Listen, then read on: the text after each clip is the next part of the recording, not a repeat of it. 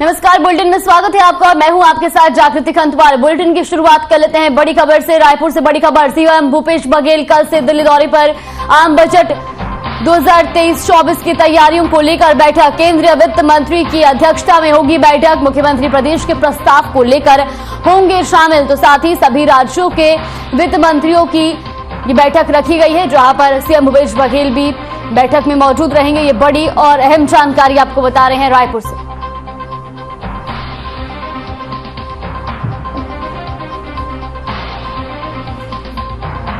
तो रायपुर से बड़ी खबर आपको बता रहे हैं, जाकर से सीएम भूपेश बघेल दिल्ली दौरे पर हैं। तो वहीं आपको बता दें कि बजट 2023-24 को लेकर बैठक आयोजित की जाएगी। वहीं वित्त मंत्री की अध्यक्षता में यह बैठक होगी।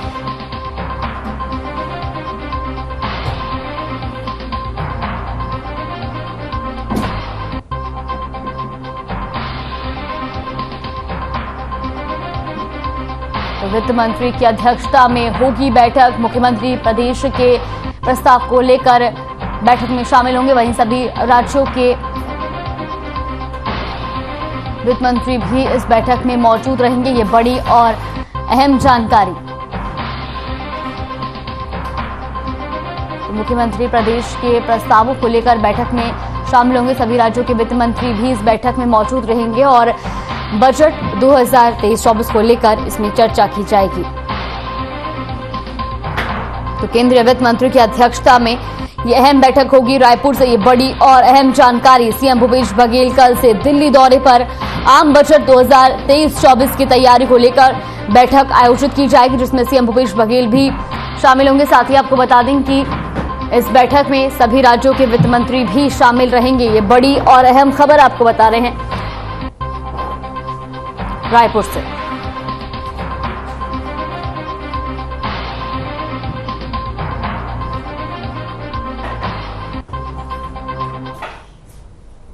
और रुक करते अगली बड़ी खबर का। बस्तर से बड़ी खबर, 8 लाख के इनामी नक्सली की हुई मौत। 2 दिन पहले करंट लगने से हुई थी मौत। ये बड़ी खबर। 6 सालों से नक्सल संगठन में सक्रिय था मृतक। जिया कोरता के जंगलों में शव मिला है। वहीं आपको बता दें कि आपसी टकराव और मतभेद से ये मौत हुई है, ऐसा पुलिस का कहना है। ये बड़ी और अहम खबर आपको बता रहे हैं बस्तर से। तो 8 लाख के इनामी नक्सली की मौत हुई है। 2 दिन पहले करंट लगने से ये मौत हुई थी। 6 सालों से नक्सल संगठन में ये मृतक सक्रिय था। वहीं जिया कोरता के जंगलों में नक्सली का शव मिला है।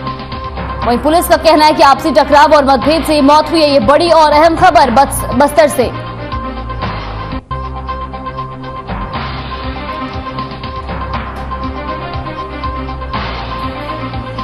तो बस्तर से ये बड़ी और अहम जानकारी। 8 लाख के इनामी नक्सली की हुई मौत। 2 दिन पहले करंट लगने से हुई थी मौत।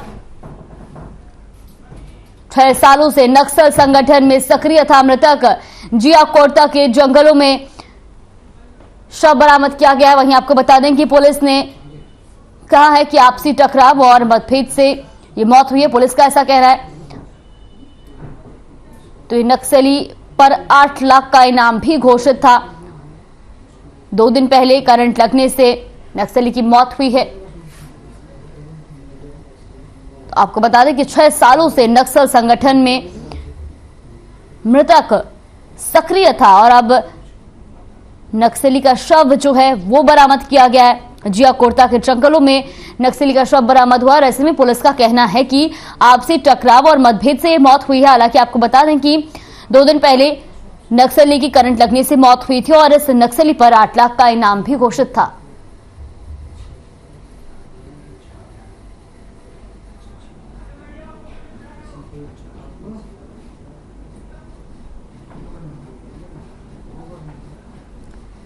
तो बस्तर से ये अहम खबर आपको बता रहे हैं, जहां 8 लाख के इनामी नक्सली की मौत हुई है।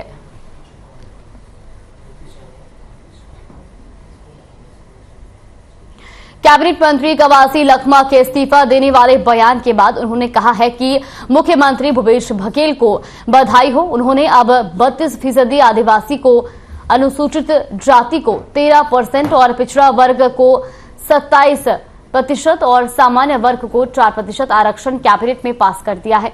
अब ये विधानसभा में रखा जाएगा। सभी के आरक्षण को कोर्ट ने निरस्त कर दिया था।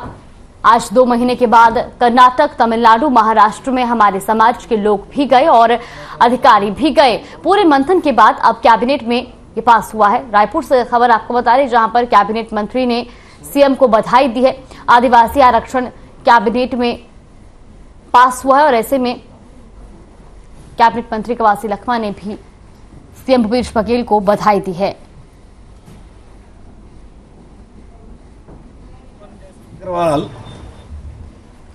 तारीख को बताएगा 8 तारीख। भारतीय जनता पार्टी एक भी आदिवासी में मीटिंग किए है। ये कर्मचारी संघ का अध्यक्ष है दूरू और अर्ज गुट के लोग, हमारे आदिवासी लोग मीटिंग किए है। पारी रेस्ट हाउस में 2 दिन मीटिंग हुआ, उधर पारस रेस्ट हाउस में 1 दिन मीटिंग हुआ। एक भी आदिवासी आया, एक भी बीजेपी का आदमी आया नहीं। आदिवासी से बहुत दूर हो गए हैं। ये तो कोई भी कुछ करे, हम ही किए बोलने वाले लोग हैं।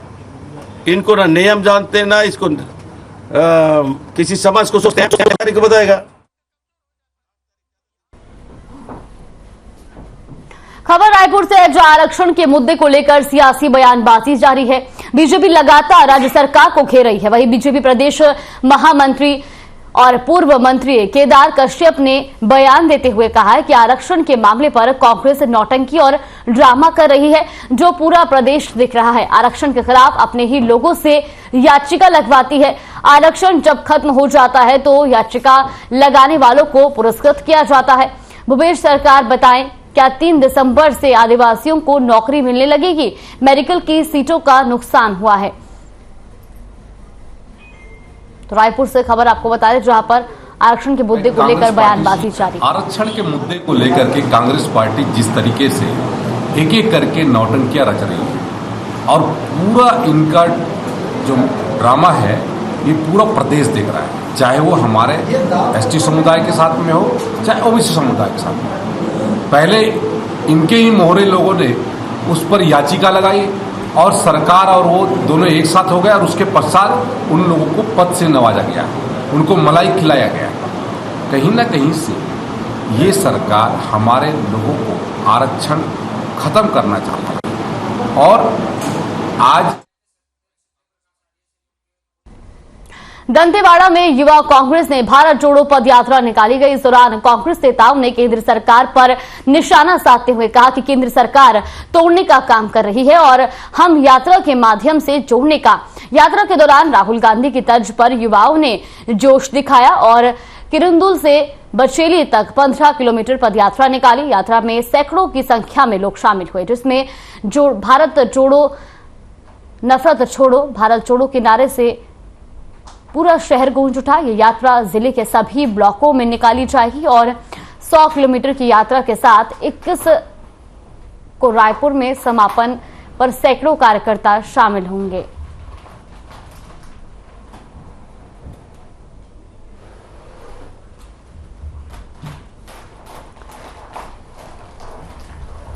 तो एक खबर आपको बता दें, जहां भारत जोड़ो यात्रा निकाली गई। तस्वीरें भी आपको दिखा रहे। 15 किलोमीटर भारत जोड़ो यात्रा निकाली गई। तो वहीं युवाओं ने भी राहुल गांधी की तर्ज पर जोश दिखाते हुए यात्रा में शामिल हुए और भारत जोड़ो नफरत छोड़ो के नारे भी लगाए गए। तो साथ ही आपको बता दें कि दंतेवाड़ा में युवा कांग्रेस ने भारत जोड़ो पद यात्रा निकाली और इस दौरान कांग्रेस नेताओं ने केंद्र सरकार पर निशाना भी साधते हुए कहा कि केंद्र सरकार तोड़ने का काम कर रही है और हम यात्रा के माध्यम से जोड़ने का। छुरिया में भाजयुमो नेताओं ने नारेबाजी करते हुए विद्युत मंडल का घेराव किया और सुरक्षा निधि वापस लेने की मांग की गई। भाजयुमो नेता विद्युत मंडल ऑफिस में ताला देकर आक्रोशित हो गए, जिसके बाद तहसीलदार अनुरिमा टोपो ने मामले को संभाला। विद्युत मंडल के अधिकारियों के ऑफिस के बाहर आने पर भाजयुमो नेता शांत हुए और भाजपा और भाजयुमो नेताओं ने विद्युत मंडल अधिकारी तहसीलदार अनुरिमा टोपो को ज्ञापन सौंपा। इस प्रदर्शन में वरिष्ठ नेता भाजपा चंद्रिका प्रसाद डडसेना, मंडल अध्यक्ष रविंद्र वैष्णव, एमडी ठाकुर, सांसद प्रतिनिधि रोमी भाटिया, भाजयुमो मंडल अध्यक्ष कांता साहू, जगजीत सिंह भाटिया, शेखर भारद्वाज, मिथिलेश दुबे, जिला पंचायत सदस्य ललित कंवर सहित भाजयुमो और भाजपा नेता शामिल हुए। अपनी बात को जो सुरक्षा निधि के नाम पे एक प्रकार से इसको बेजा वसूली कह सकते हैं अपन। अनावश्यक रूप से जहां मेरा बिल जो है 500 रुपये आता था, आज 2800 रुपये आया है। ये मेरे जैसे गरीब आदमी के लिए बड़ा काफ़ी कष्टदायक ये काम है।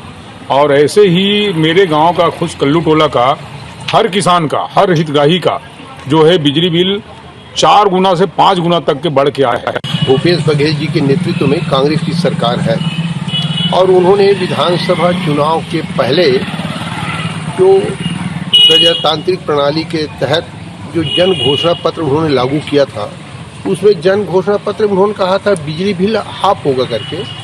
तो हाफ होने की बात तो दूर है, वर्तमान में सुरक्षा निधि के नाम से एक प्रकार से इस ढंग से पैसा वसूल किया जा रहा है।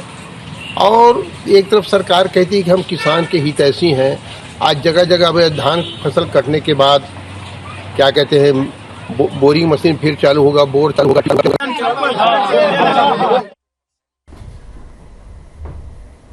कैंप केरेमेटा से कुछ ही दूर पर पल्ली बारसूर मुख्य मार्ग से 100 मीटर अंदर नक्सलियों की ओर से पुलिस पार्टी को नुकसान पहुंचाने की नीयत से लगभग 5 किलो वजन का pressure IED cooker bomb plant किया गया था, जिससे कैंप कैरेमेटा से रोड सिक्योरिटी ऑपरेशन पर निकले जवानों को एक वायर दिखाई दी, जिसके बाद जवानों ने सूझबूझ और सतर्कता से प्रेशर आईईडी को रिकवर कर नष्ट किया। नारायणपुर से खबर आपको बता रहे, जहां पर नक्सलियों के मंसूबे नाकाम हुए। नक्सलियों ने आईईडी कुकर बम लगाया था, जिसे सुरक्षा बलों ने रिकवर कर नष्ट कर दिया है।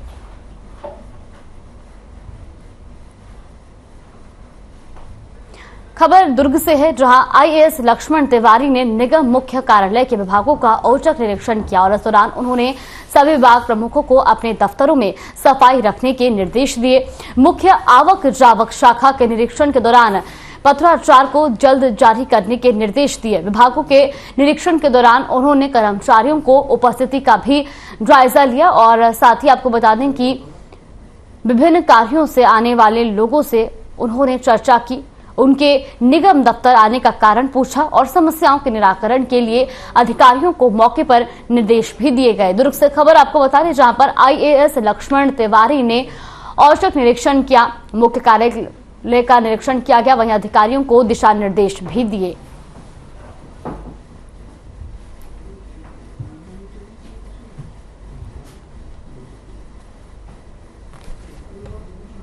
बेमेतरा शहर में नगरपालिका की बड़ी कार्रवाई की है। आपको बता दें कि नवीन मार्केट में पार्किंग एरिया में दुकानदारों ने अवैध कब्जा किया हुआ था और इस पर कार्रवाई करते हुए नगरपालिका आला अधिकारी मौके पर पहुंचे और अतिक्रमण को हटाया गया और आगे अतिक्रमण न करने की चेतावनी दी और साथ ही साथ साफ सफाई का आदेश देते हुए सुलभ शौचालय का निरीक्षण किया।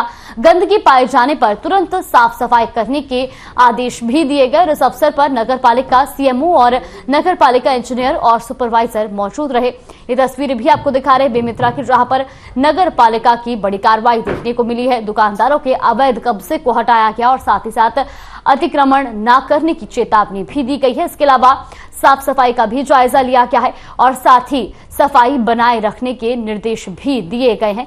आपको बता दें कि इस दौरान कई अधिकारी भी वहां पर मौजूद रहे।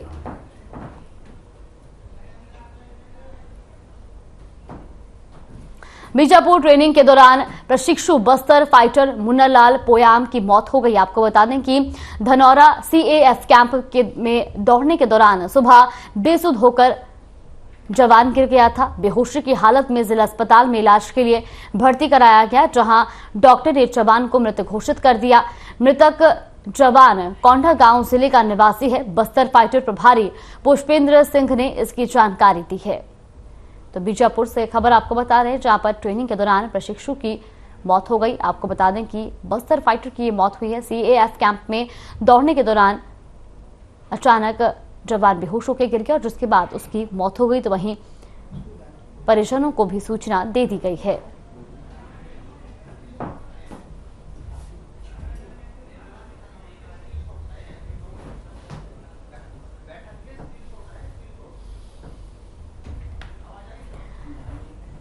तो ये खबर आपको बता रहे हैं, जहां पर ट्रेनिंग के दौरान एक जवान की मौत हो गई। आपको बता दें कि सीएएफ कैंप में दौड़ते वक्त एक जवान अचानक बेहोश होकर गिर गया, जिसके बाद उसको उपचार के लिए अस्पताल ले जाया गया, जहां पर उसकी मौत हो गई। तो वहीं आपको ये भी जानकारी दे दें कि मृतक की मौत के बाद परिजनों को भी सूचना दे दी गई है। तो वहीं आपको बता दें कि बीजापुर जिले के स्वच्छ भारत मिशन अंतर्गत जिला स्तरीय संविदा पद पर नियुक्त हुई आवेदन 16 मई 2016 को एक भर्ती पंजीकृत हुई थी। इस भर्ती प्रक्रिया में आवेदक के रूप के जो दस्तावेज दिए गए थे वो पूरी तरह फर्जी हैं। जिला अध्यक्ष की ओर से आरटीआई निकाली गई है। आपको ये भी बता दें कि अब जिला पंचायत स्वच्छ भारत मिशन के पद की जांच होगी। तो बीजापुर से खबर आपको बता रहे, जहां पर 2016 को एक भर्ती हुई थी, वही आवेदक के रूप में दस्तावेज जो दिए गए थे वो फर्जी बताए जा रहे हैं और ऐसे में जिला अध्यक्ष की ओर से आरटीआई भी निकाली गई है। वो मध्य प्रदेश कलेक्टर साहब से मिलने गई थी कि जिला पंचायत में जो स्वच्छ भारत मिशन में जो अधिकारी बैठे हैं रंजीत सिंह, उनके द्वारा फर्जी दस्तावेज पेश करके यहाँ पे स्थानीय लोगों का हक मार के नौकरी कर रहे हैं। तो इस विषय में मैंने आरटीआई लगाया था और आरटीआई लगाने के पश्चात मुझे पता चला कि उनकी पूरी की पूरी दस्तावेज फर्जी हैं और पात्र अपात्र में भी राइटिंग किया गया है। इस वजह से मैं कलेक्टर साहब से मिली। दंतेवाड़ा कलेक्टर विनीत नंदनवार ने गीदम विकासखंड में बालक आश्रम छात्रावास का निरीक्षण किया। उन्होंने आश्रम की व्यवस्थाओं की जमीनी हकीकत देखी। आपको बता दें कि सबसे पहले उन्होंने पूरे आश्रम परिसर की व्यवस्थाओं का जायजा लिया। इस दौरान उन्होंने आश्रम में रहकर पढ़ने वाले विद्यार्थियों से भी मुलाकात की, उनसे चर्चा कर सुविधाओं की जानकारी ली। कलेक्टर ने छात्रों से आश्रम में रहने, खाने और पढ़ने की सुविधाओं के बारे में भी पूछा। निरीक्षण के दौरान कक्षा 9वीं के एक छात्र को मलेरिया होने की खबर मिली, जिसके बाद कलेक्टर ने छात्र का हाल जाना, साथ ही अधीक्षक से उनके स्वास्थ्य का विशेष ध्यान रखने को कहा। कलेक्टर ने छात्रावास में साफ सफाई, प्रबंधन व्यवस्था और अन्य सुविधाओं की तारीफ भी की। दंतेवाड़ा से खबर आपको बता रही, जहां पर डीएम ने छात्रावास का निरीक्षण किया और ये तस्वीरें भी आप देख सकते हैं। वहीं उन्होंने पढ़ाई की सुविधा का भी जायजा लिया और साथ ही साथ छात्रावास में रह रहे विद्यार्थियों से भी बातचीत की।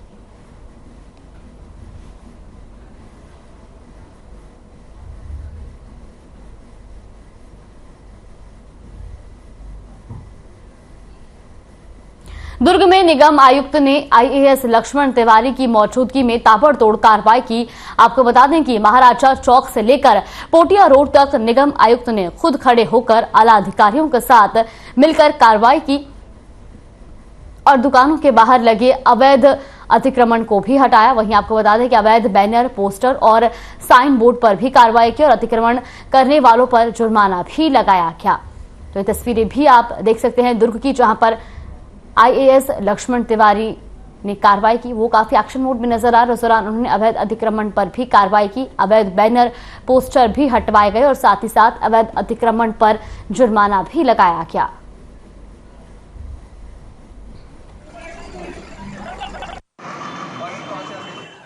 के अनुसार अतिक्रमण है, ये होर्डिंग्स लगे हैं, फ्लैक्स लगे हैं इलीगल, इंक्रोचमेंट नालियों पर उसको हटाया जा रहा है ताकि इसको ब्यूटीफाई किया जा सके शहर को, और जो इंक्रोचमेंट है उसको हटाया जा सके ताकि दिखने में सुंदर हो। और ये सीएनडी जो वेस्ट है, एयर पोल्यूशन करते हैं, नालियों को चोक करके इनको हटाया।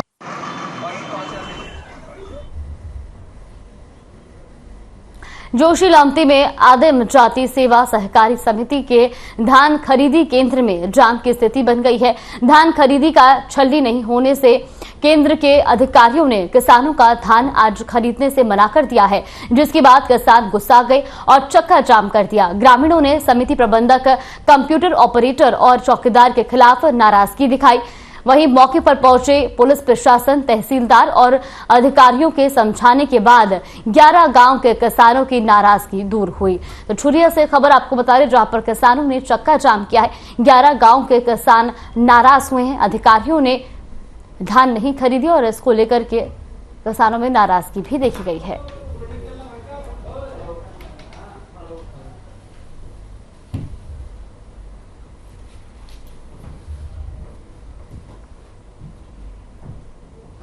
दुर्ग में जिला मुख्यालय से लगे धान खरीदी केंद्र में इन दिनों धान खरीदी का काम तेजी से चल रहा है। प्रबंधक तुमेश साहू ने जानकारी देते हुए बताया कि अब तक 4000 क्विंटल से भी अधिक की खरीदी की जा चुकी है। वहीं परिवहन भी लगातार चल रहा है। आपको बता दें कि रोज दर्जनों किसानों के धान बेचने के लिए धान संग्रहण केंद्र पहुंच रहे हैं, जिसमें धान की रखरखाव, सही बार दाने और सही नाप तोल के साथ किसानों की धान खरीदी जा रही है। तो दुर्ग से खबर आपको बता रहे, जहां पर तेजी से धान खरीदी हो रही है और ऐसे में अब तक 4000 क्विंटल धान खरीदी गई है। वहीं किसानों ने केंद्र की तारीफ भी की है। 6 एकड़ का धान लाया हूँ जी, और अभी बाकी कटाई होना बाकी है जी, बाद में फिर लाएंगे जी। सुविधा क्या कैसी है यहाँ पे? बहुत अच्छी है। यहाँ पे हिमालय की पर्याप्त ही व्यवस्था है जी। बोरा का भी कोई तकलीफ नहीं है। यहाँ पे बारदाना उपलब्ध है पर्याप्त मात्रा में। किसान लोग बढ़िया आए हैं, अपना जल्दी से काम भी हो जा रहा है। यहाँ पे जगह भी उपलब्ध है पर्याप्त मात्रा में। तक मेरी जो खरीदी है 4200 कुंटल खरीदी हो चुकी है और मैक्सिमम 37,000 कुंटल तक की खरीदी होगा जी। इस बार क्या शासन की व्यवस्था बहुत ही अच्छी है और परिवहन की व्यवस्था भी इस बार बहुत अच्छी है। किसी भी प्रकार से परिवहन में इस बार समस्या नहीं हो रहा है जी। कर रहे हैं और तुरंत धान का उठाव हो रहा है जी। मेरे पास पर्याप्त है, बारदाने की किसी भी प्रकार से समस्या नहीं है। मेरे पास 1020 पंजीकृत कृषक है जी। अभी 15% खरीदी हो चुका है जिसमें से बाकी दंतेवाड़ा जिले में मितानिन ने जनसंवाद सम्मेलन का आयोजन किया। स्वास्थ्य मितानिन कार्यक्रम के तहत ग्राम स्वास्थ्य स्वच्छता समिति की ओर से नकुलनार मंगल भवन की ओर से जनसंवाद का आयोजन किया गया, जिसमें मुख्य अतिथि छविंद्र कर्मा और राम बाबू गौतम, दिलीप सिंह चौहान मौजूद रहे। अतिथियों ने इस दौरान मितानिनों के कार्य की सराहना की और उनके कार्य के लिए प्रोत्साहित किया गया। वहीं मुख्य अतिथियों ने कहा कि विकट परिस्थिति में मितानिन बच्चों का गर्भ धारण करने से लेकर बच्चे के जन्म तक पूरी जिम्मेदारी से गर्भवती माता की देखभाल करती हैं और सुरक्षित प्रसव करवाती हैं। इस कार्यक्रम में विकासखंड के सभी मितानिन और प्रशिक्षिका शामिल हुए। बुलेटिन में फिलहाल के लिए बस इतना ही। आप बने रहिए हमारे साथ। नमस्कार।